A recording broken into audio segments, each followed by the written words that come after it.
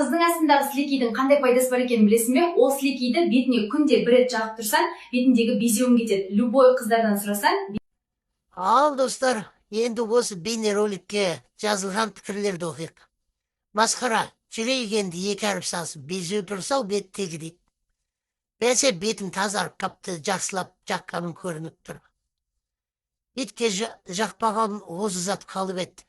Бетіміз екі әріп болып кетпесін дейді. Қыздар сілекей сатып жүрмесін, енді 50 грамма 5000 теңге деп дейді. Алжастың еркектікі жақ деп атан айтпады ма? Хайван итті ем бөскен хайвансың ғой дейді.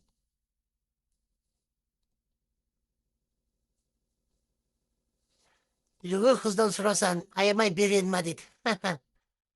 Сен көп жаққанды сияқтысың ғой, безеуім жоқ қой дейді. Не ол дейді. Бәсе бетім таптаза. Сізге пайдасы бар ма дейді.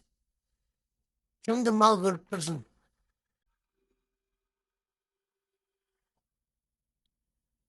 Лә бетіңнен бір үгірі көрмедім осы кезге дейін дейді.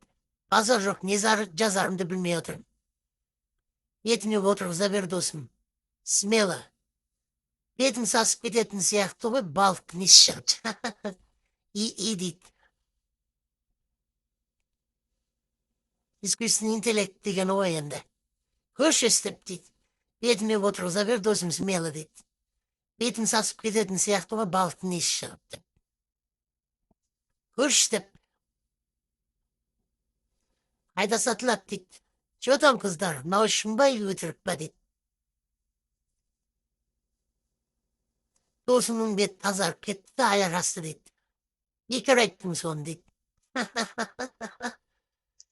Бетім екі әріп болып кетпесін дейді. Ал достар, оған не дейміз? Қандай пікір айтасыздар? Иннен шорбайы 80 миллион инфекция. Мен аурулар бар о жерде дейді. Айтасын не дейді. Әйтеуір досымның бет таптаза дейді. Масқара, еркілерімді білмейсің, ежіларымды білмейсің.